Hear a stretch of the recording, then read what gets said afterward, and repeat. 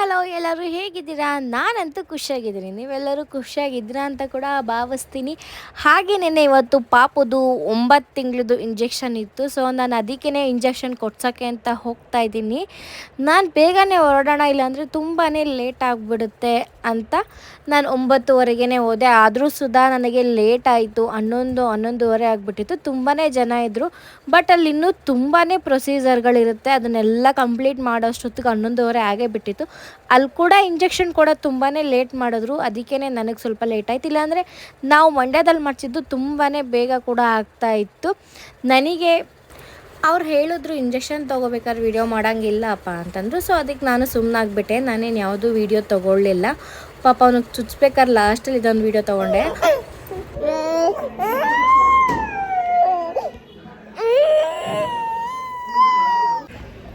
ಫೈನಲಾಗಿ ಪಾಪುಗೆ ಇಂಜೆಕ್ಷನ್ ಆಯಿತು. ನಾವು ಹಾಗೇ ಇಂಜೆಕ್ಷನ್ ಚುಚ್ಚಿಸ್ಕೊಂಡು ನಾವು ಮನೆಗೆ ಹೋಗ್ತಾಯಿದ್ವಿ. ನಾವು ಡಾಕ್ಟ್ರನ್ನ ಕೇಳಿದ್ವಿ, ಒಬ್ಬೊಬ್ಬರು ಜೇನುತುಳದ ಅದು ಔಷಧಿ ಕೊಡ್ಬೋದಾ ಅಂತ ಕೇಳಿದರು. ಬಟ್ ನಾನು ಕೇಳಿದ್ದಕ್ಕೆ ಇಲ್ಲ ಅಂತ ಕೂಡ ಹೇಳಿದರು. 2 ವರ್ಷದ ಮೇಲೆ ಹಾಕ್ಬೋದು ಅಂತ ಹೇಳಿ. ಫೈನಲಾಗಿ ಪಾಪುಗೆ ಇಂಜೆಕ್ಷನ್ ಕೊಡ್ಸ್ಕೊಂಡು ಬಂದೆ. ಅವ್ನ ಪಾಪ ತುಂಬಾ ಅಳ್ತಾ ಇದ್ದ.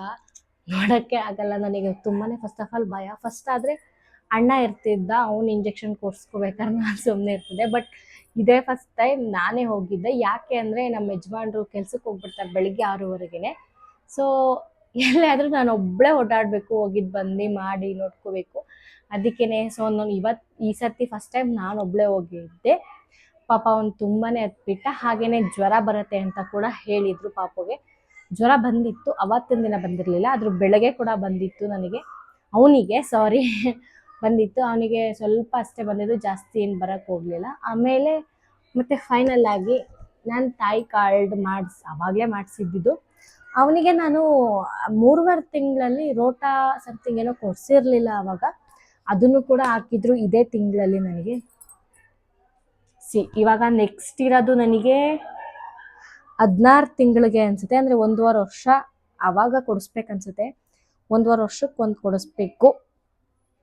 ನೋಡೋಣ. ಹಾಗೇನೆ ಪಾಪು ವೆಯ್ಟ್ ಎಷ್ಟಿದೆ ಅಂತ ಹೇಳಿ. ಹಾಯ್ ಏನಮ್ಮ. ಅವ್ನು ಫೈನಲ್ ಆಗಿದ್ದ. ಅವ್ನಿಗೆ ನಾನು ಕೈ ಕೊಡ್ತೀನಿ ತಗೋ, ಇದನ್ನ ಆಟ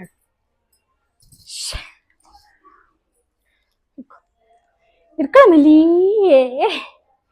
ಈಗ.